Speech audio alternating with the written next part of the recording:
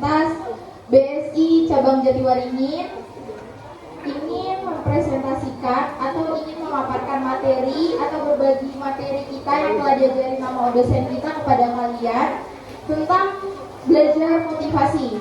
Nah, kita di sini mau belajar motivasi itu dari sikap, perilaku yang baik maupun tidak baik di sekolah ataupun di luar sekolah. Nah, sebelum masuk ke materi, kita akan memperkenalkan lebih dahulu teman-teman kita, teman-teman aku dari kampus BSI yang akan mempresentasikan materi belajar motivasi ini. Oke, sebelumnya perkenalkan, nama saya Syaira Sesilanova. Nama saya Aura Mulja juga. Nama saya Meani Sri Ayu. Nama saya Siti Zahra Nursyadia. Nama saya Karina Kartika. Nama saya Zulfa Fairiza. Nama saya Malina Monika. Nama saya kita masuk ke materinya. Di sini kita ada materi belajar dengan motivasi. Nah, coba di sini apa sih itu motivasi? Ada yang tahu nggak? Motivasi itu apa? Usaha. Terus ada lagi? Apa lagi? Semangat. Oke. Ada lagi nggak? Apa motivasi? Pencapaian. Nah, aku mau langsung jelasin aja. Motivasi adalah semangat dari dalam diri kita untuk melakukan sesuatu demi mencapai tujuan. Dan semangat yang membuat siswa ingin belajar, berprestasi, dan mengikuti kegiatan di sekolah dengan penuh tanggung jawab. Sebenarnya motivasi itu bukan untuk di kegiatan sekolah aja, tapi motivasi juga bisa kalian lakuin atau kalian ingin capai di kegiatan sekolah maupun di luar sekolah. Untuk motivasi ini kalian punya contohnya nih, misalnya contoh motivasi di kehidupan kalian sehari-hari. Nah, contoh motivasi di kehidupan sehari-hari ini bisa ingin memahami materi agar bisa menjawab soal saat ujian. Nah, itu juga motivasi. Nah, motivasinya itu dengan caranya gimana solusinya? Kan ingin memahami materi supaya bisa menjawab soal saat kalian ujian. Nah, soal materinya itu gimana caranya kalian harus memahami? Berarti dengan cara belajar, terus sekolahnya dengan giat, terus apa lagi? Yang rajin sekolahnya. Nah, itu bisa buat motivasi supaya kalian memahami materinya. Dengan cara itu kalian bisa pahamin materinya lebih jauh, lebih luas, lebih banyak, dan lebih apa lagi? Ayo, gimana caranya supaya materinya paham? Lebih dipahami. Harus bisa memahaminya. Terus yang kedua, ingin belajar dengan giat agar mendapat nilai yang bagus supaya mendapat sekolah SMP yang diinginkan. Nah, di sini siapa sih yang mau dapat sekolah SMP negeri? Semuanya pasti mau kan? Oke. Di sini kan ada ingin belajar dengan giat agar mendapat nilai yang bagus. Gimana supaya dapat nilai yang bagus? Belajar lagi. Berarti motivasi di kehidupan sehari-hari buat di sekolah itu berarti dengan cara belajar.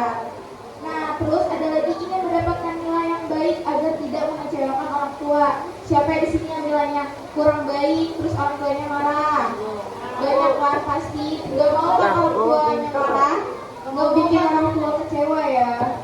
Gak mau kan orang tuanya marah-marah terus? Gak mau kan diomelin terus? Nah, gimana caranya supaya mendapat nilai yang baik supaya orang tuanya gak marah-marah terus? Belajar lagi. Lanjut ya. Oke, lanjut. Berasa di lingkungan pertemanan yang positif agar memiliki semangat untuk belajar. Nah, untuk berasa di lingkungan pertemanan yang positif, kita juga berteman harus dengan yang positif, punya temannya. Gimana cara punya teman yang positif itu? Contohnya, kayak temennya, ayo kita main yuk, tapi mainnya kita terus sambil belajar. Ayo kita main yuk, sekalian kita kerja kelompok. Jadi mainnya itu berfaedah, nggak main asal main aja. Nah, nggak ada untungnya kan kayak gitu. Tapi kalau kalian belajar, main tapi sambil belajar, itu ada menguntungkannya. Kalian bisa memahami materi lagi, punya pengetahuan yang luas, punya pemikiran yang luas. Jadi buat besok, supaya kalian punya motivasi, kalian harus berpikir lebih jauh. Selain berpikir lebih jauh, bisa melakukan hal-hal positif dan berteman dengan teman yang mempunyai aura positif. Jadi di sini aku mau jelasin, sikap baik itu cara kita bersikap baik kepada orang lain dan diri kita sendiri dengan sopan dan jujur dan bertanggung jawab. Kalian udah bertanggung jawab belum ke diri sendiri? Apa? Apa sih tahu kalian bertanggung jawab kepada diri sendiri? Iya. Apa? Di belakang? Tadi di belakang ada yang jawab apa? Bertanggung jawab kepada diri sendiri. Iya. Apa yang udah kalian lakuin? Ayo dong kasih tahu. Di kehidupan sehari-hari aja. Iya. Belajar, kerjain tugas tuh termasuk tanggung jawab kita sendiri nggak? Kok enggak? Oh iya. Santai. Terus apa lagi selain itu ngerjain tugas? Beribadah. Apalagi selain itu? Membersihkan rumah, boleh, itu sikap baik. Nah, perilaku baik itu segala perbuatan yang mencerminkan karakter baik dalam kehidupan sehari-hari. Perilaku baik kalian udah diterapin belum? Sudah.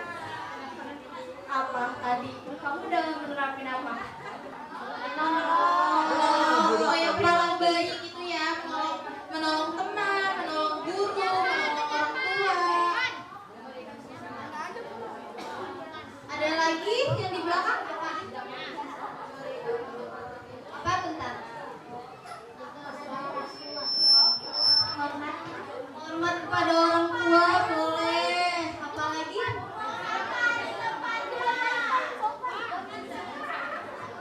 Sopan. Terus apa lagi? Memberikan tempat duduk pada orang yang lebih tua. Boleh. Ada lagi mungkin yang lain? Yang belakang boleh. Menyapa teman ketika bertemu. Boleh. Menyapa teman saat bertemu. Ada lagi? Tadi menegur ya. Apa lagi? Ada lagi nggak? Ada lagi nggak? Banyak loh perilaku baik. Yang kenceng Valen. Tidak membeda-bedakan teman. Itu perilaku baik juga ya. Oke, lanjut Kak. Jadi contoh sikap dan perilaku baik itu ada yang di sekolah, ada yang di lingkungan sekitar ya. Contoh baik di sekolah itu kayak 5S, ada yang tahu 5S gak? Coba satu orang sebutin. Satu orang jangan berebutan. Senyum,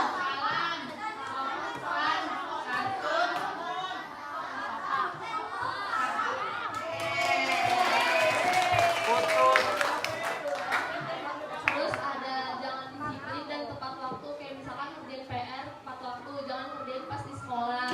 Dampak buruk nggak punya motivasi. Dampak buruk nggak punya motivasi itu kita jadi mudah terpengaruh hal-hal negatif ya.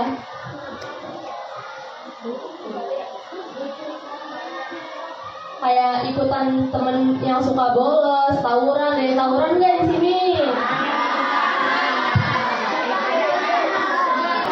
Terus kalau kita nggak punya motivasi juga, kita tuh jadi cepat putus asa kalau misalkan gagal. Kayak misalkan kita udah dapat nilai jelek, langsung nggak mau nyoba lagi nih, langsung udahlah nyantek teman aja, itu nggak boleh ya. Harus nyoba lagi sampai nilainya bagus. Suka nunda-nunda semua tugas yang nggak dianggap nggak penting. Kalau misalkan ada tugas itu harus dikerjain langsung semua, jangan dipilih-pilih mana tugas yang penting, mana tugas yang nggak penting. Terus dampak buruk nggak punya motivasi ini juga memicu kenakalan remaja, perilaku menyimpang seperti merokok, ikut tawuran, dan melawan orang tua. Jadi penyebabnya hilangnya motivasi belajar dan kurangnya bimbingan dari orang tua dan di lingkungan sekitar. Gak punya cita-cita, adanya konflik keluarga, kurangnya kasih sayang dan perhatian dari orang tua. Gimana sih solusi dari semua dampak itu? Solusinya itu mempunyai komunikasi yang baik antara teman dan keluarga. Jadi kalau ada apa-apa itu dikomunikasiin ke teman atau enggak keluarga. Jangan dipendam sendiri ya. Terus tentukan cita-cita dan tujuan hidup. Jadi kalau misalkan kita kayak kalian nih kelas 6 kan, kayak tujuan hidupnya tuh udah ditentuin dari sekarang, kayak misalkan mau SMP mana. Terus nilainya bagus biar kayak tadi motivasi di awal mau masuk SMP impian kalian. Terus gunain waktu kalian dengan bijak. Oke, kita lanjut ke dampak negatif.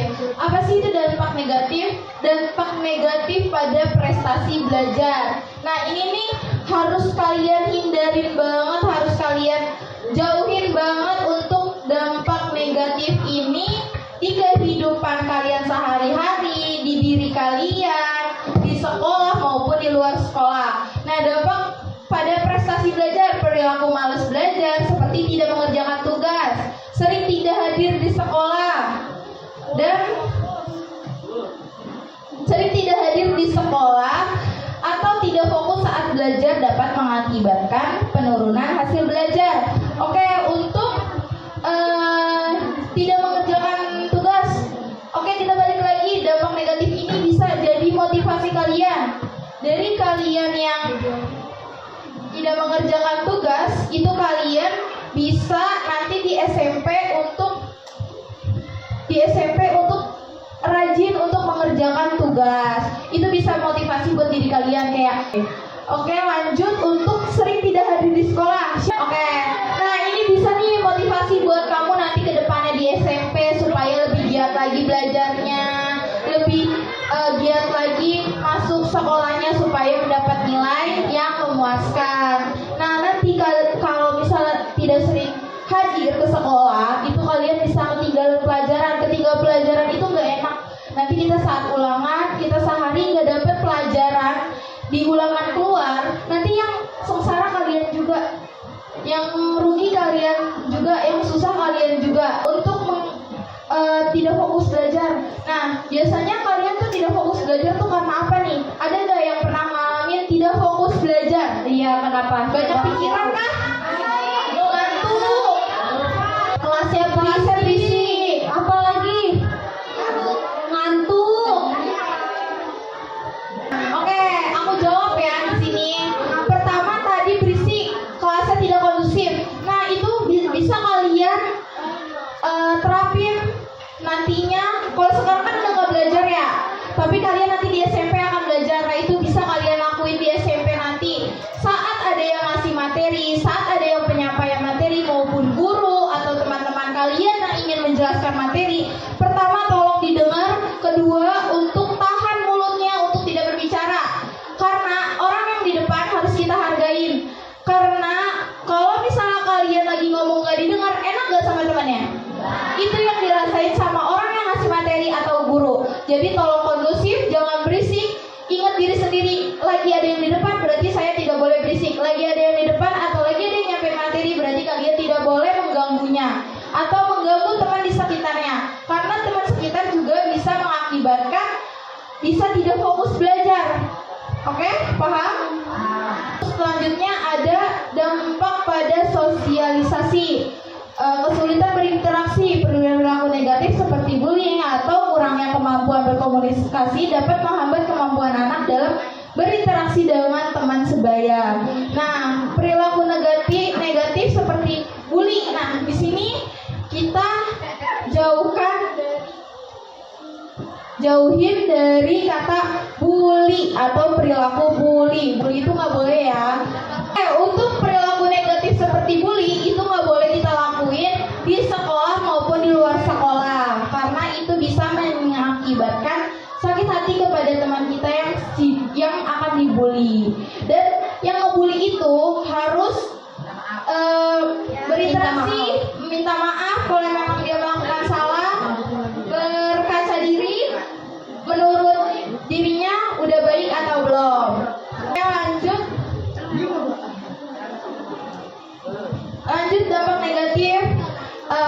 perilaku agresif seperti menendang, memukul, merusak barang dapat mengganggu proses belajar mengajar dan menimbulkan masalah di lingkungan sekolah. Nah, siapa nih di sini biasanya putra-putra nih yang kalau emosi sukanya nendang, sukanya mukul, untuk memukul atau merusak barang, memukul teman juga jangan sampai. Kalian oke, lanjut. Dampak pada lingkungan sekolah, ketidaknyamanan. Perilaku negatif dapat menciptakan suasana tidak nyaman di sekolah dan membuat anak-anak merasa tidak aman. Nah, itu kenyamanan itu mau di sekolah, mau di luar sekolah, mau di diri kalian, mau di manapun, itu tuh rasa nyaman itu tuh harus ada di dalam diri kalian. Karena kalau kalian tidak nyaman, kalian bakal merasa tidak enak, benar gak? Aku dari perwakilan teman-teman aku mau mengucapkan terima kasih banyak atas waktunya, atas partisipasinya yang telah meluangkan waktu kalian untuk menyelesaikan tugas kami di kuliah kami di materi karakter building.